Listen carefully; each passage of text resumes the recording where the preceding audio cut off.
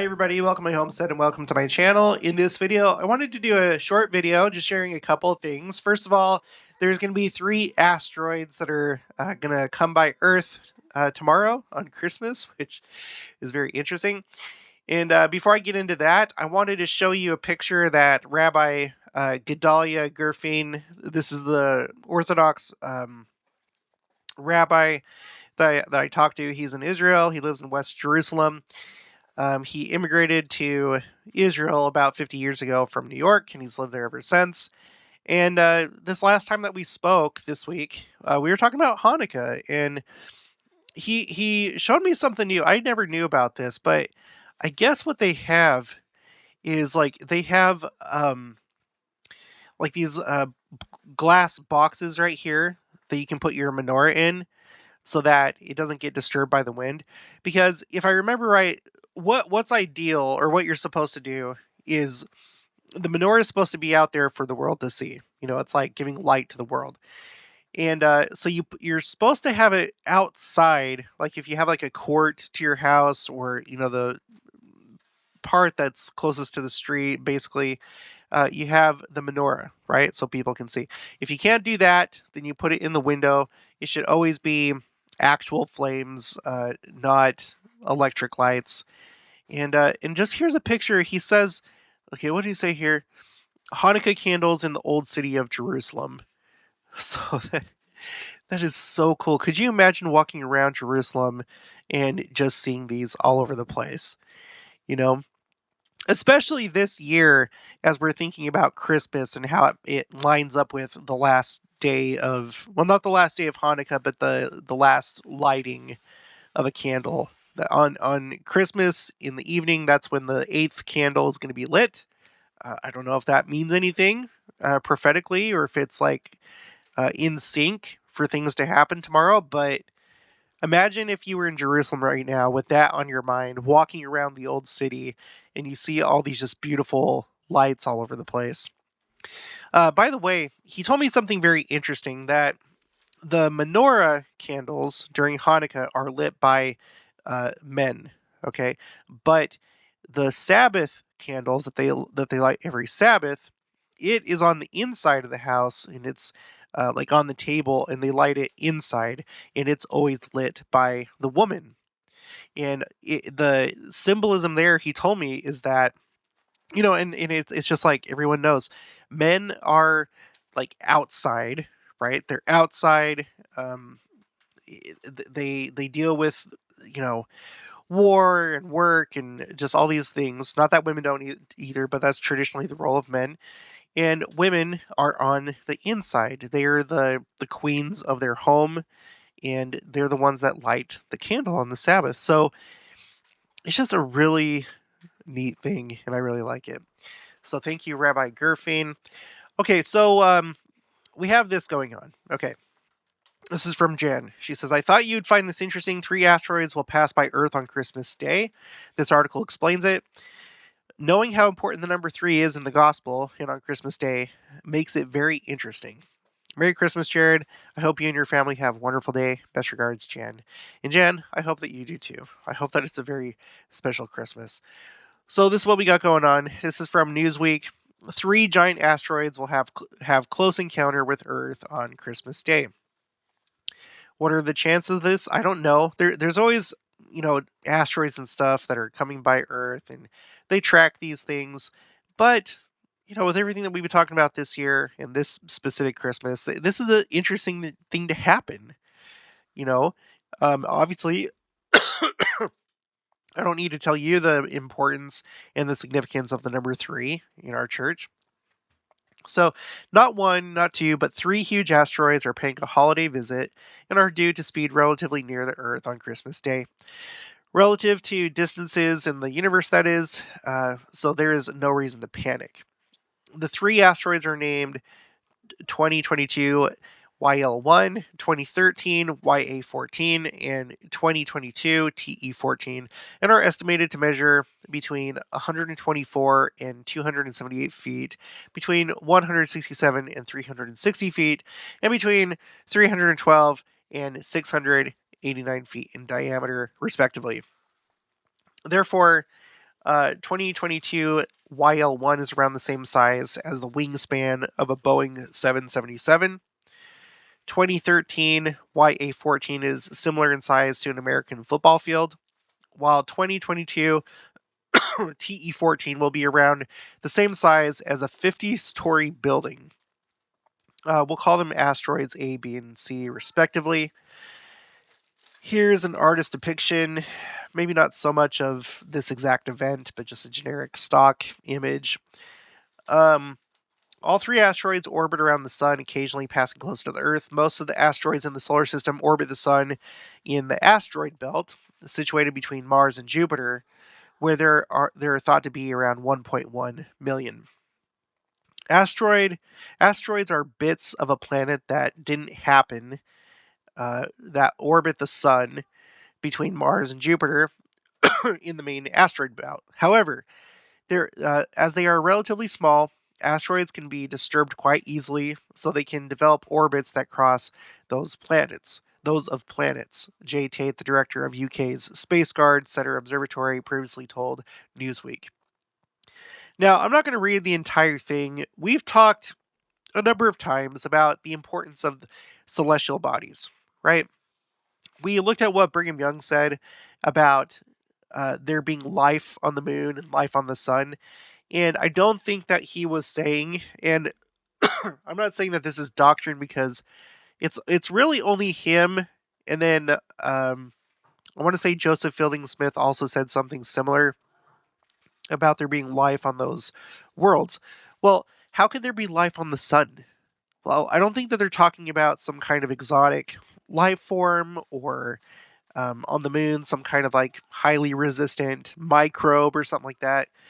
If what they were saying really was prophetic, if it was giving us a glimpse into how our reality works, I've thought about the fact it'd be really interesting if in reality, if we were translated, if we had those eyes to see, if what we would see on the moon is actually a terrestrial world.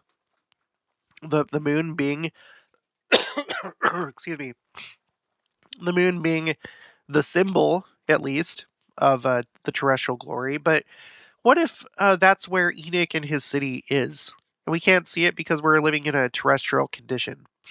It could be. Who the heck knows? This is making me want to look up what Brigham Young said, so bear with me, and bear with my browser that's being choppy. Okay, Brigham Young. Let's look for moon. Yeah, it's this one right here. Let's see. We are called ignorant, so we are. But what of it? Are not all ignorant? I rather think so. Who can tell us of the inhabitants of this little planet that shines of an evening called the moon? What? When we see its face, we may see what is termed the man in the moon, and what some philosophers declare are the shadows of mountains. But these things are very vague and amount to nothing, and when you inquire about the inhabitants of that sphere, you find that the most learned are as ignorant in regard to them as the most ignorant of their fellows. So, so is it with regards to the inhabitants of the sun. Do you think it is inhabited? I rather think it is.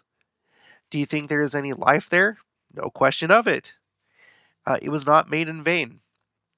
It was made to give light to those that dwell upon it, and to other planets, and so will this Earth when it is celestialized.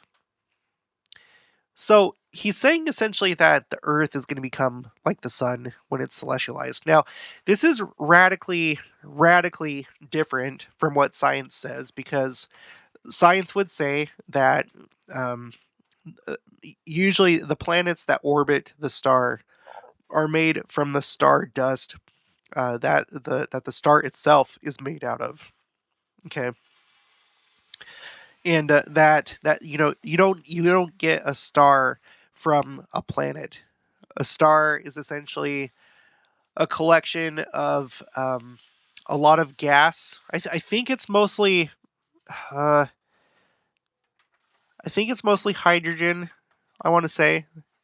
maybe helium too. I'm not sure, but essentially gas that's condensed together, and at the center you have a fusion reaction that's going on. Not fission. Fission is what's used for like nuclear bombs, and so far mankind has not been able to recreate or produce a fusion process. They're working on it, and it seems like they're actually kind of close based on what I've seen recently from different articles. But anyway, the point is that the way that science understands planets, stars, and so forth is radically different from what Brigham Young is saying here. Now, I'm not going to declare this as doctrine. I don't think that anybody else would either, even general authorities. But given the fact that it's coming from a prophet, and Brigham Young was a great prophet, I have to stop and maybe think, okay, maybe he's actually, maybe he's been revealed something.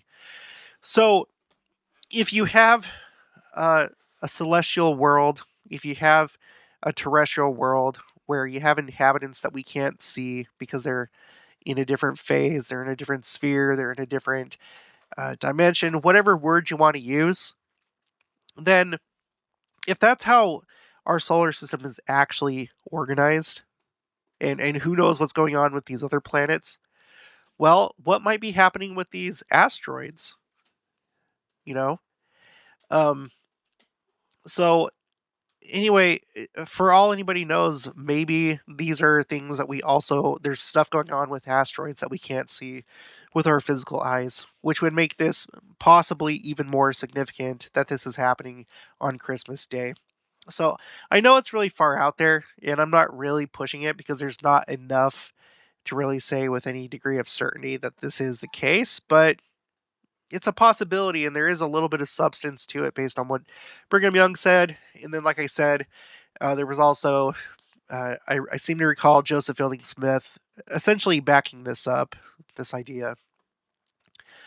So, three large asteroids going by Earth, and they're going to be pretty far away, like a couple million miles away or something like that. Well, it says right here, um, asteroid A, 1,820 miles away. Asteroid B, 642 million miles. Oh, sorry, 642,000 miles. So that's the closest one.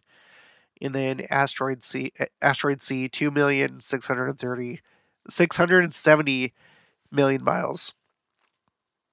The moon is 238,000 miles. So it's about 3 times further from us than the moon, this closest one, asteroid B. Um, and even Venus is closer to us than. No, Venus isn't closer. These would be closer than Venus. Yeah, a lot closer than Venus. So anyway, you get the idea. Um, so I just wanted to bring this to your attention. In this article, it says that you'll be able to see them. It says here the Christmas asteroid. Now upstate New York is getting its chance to view the asteroid over the weekend. And then I think you need a telescope because down here there's a picture of a telescope. Where and when can New York see the asteroid?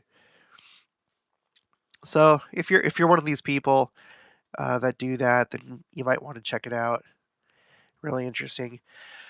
There's another article, but I don't want this video to go too long. Maybe I'll cover this in like another video before New Year's. 2022 in space, moon missions, smashing asteroids and peering into the cosmos. And it just shows, it has all the major like space stories from this year. Let's just read through some of the sections. Artemis 1 blast off. James Webb unveils the cosmos, knocking an asteroid off course. Planet killer, asteroid spotted. Future of the International Space Station in doubt. Investigating UFOs. And this planet killer, potentially hazardous to Earth, have been discovered in 8 years. While described as a planet killer asteroid, it is not enough. It is not thought to be an immediate threat. It does cross the Earth's orbit of the sun, but at the moment, it does so when the Earth is on the other side of the sun to the asteroid. So, okay. Alright, well that's going to be it for this one. If you haven't already, please make sure to subscribe, like this video if you liked it, leave your thoughts and opinions down in the comments below. Also make sure to share this, and I'll talk to you guys later.